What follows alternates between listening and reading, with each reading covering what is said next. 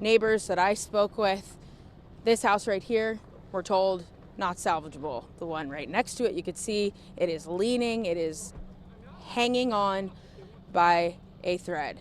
150-mile-per-hour winds. That's what the National Weather Service survey crews tells us. An EF3 tornado tearing through this street, taking homes, taking cars, and lives right down here. Rogers says she was not home at the time of the tornado. The sound of a train is what she says her husband heard. He said he grabbed the toilet. We have 2 doors into the bathroom, and he's literally like this, both feet, his hands, and grabbing to the toilet. He said that the wind came and his feet were up in the air. After speaking with Rogers, when I told her the wind gust of that tornado, it was an emotional moment. NWS survey crews say this tornado in Clarksville, 600 yards and wet. Comienza una nueva era en la Argentina con la presidencia de Javier Milei, un Javier Milei que ayer domingo asumió formalmente su cargo de presidente en una jornada extensa que comenzó con la jura en el Congreso y finalizó con una sesión de gala en el Teatro Colón junto con el resto de los invitados especiales que lo acompañaron. Hoy lunes se espera ya las primeras medidas y la atención sobre todo con el mercado, cómo reaccionará el mercado y la economía ante la asunción de Javier Milei. Hay expectativa también por saber si el nuevo presidente empieza a aplicar desde hoy lunes las medidas económicas o espera justamente para ver la reacción del mercado y ver la reacción también del dólar. Por la mañana se producirá la primera reunión de gabinete, esta reunión entre Javier Milei y sus 9 nuevos ministros.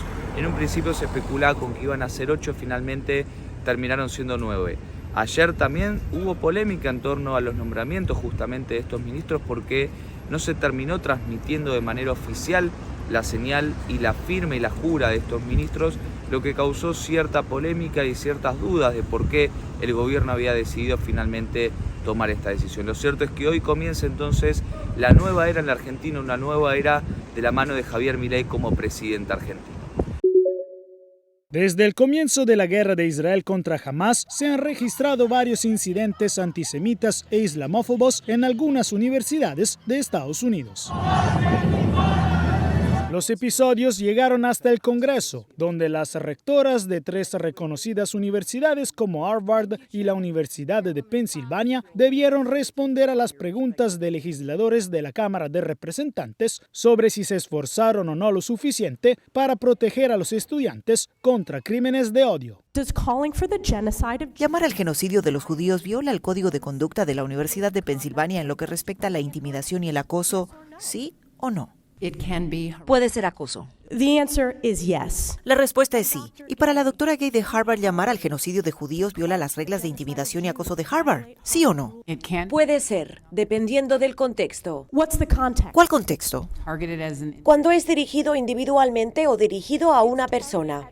Varios donantes de las universidades y algunos políticos reaccionaron a las respuestas de las rectoras, solicitando sus renuncias, al tiempo que algunos suspendieron los donativos. Hasta el momento, las universidades no han tomado acción alguna. Las rectoras, posteriormente, condenaron los llamados a la violencia. No me centré, pero debería haberlo hecho, en el hecho irrefutable de que un llamado al genocidio del pueblo judío es un llamado a uno de los actos de violencia más terribles que un ser humano pueda perpetrar. Es malvado, simple y llanamente.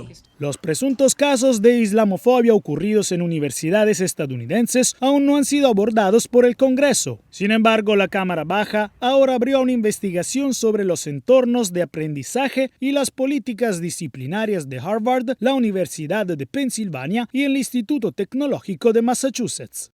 Desde Washington, Jacopo Luzzi, Voz de América para Telearuba.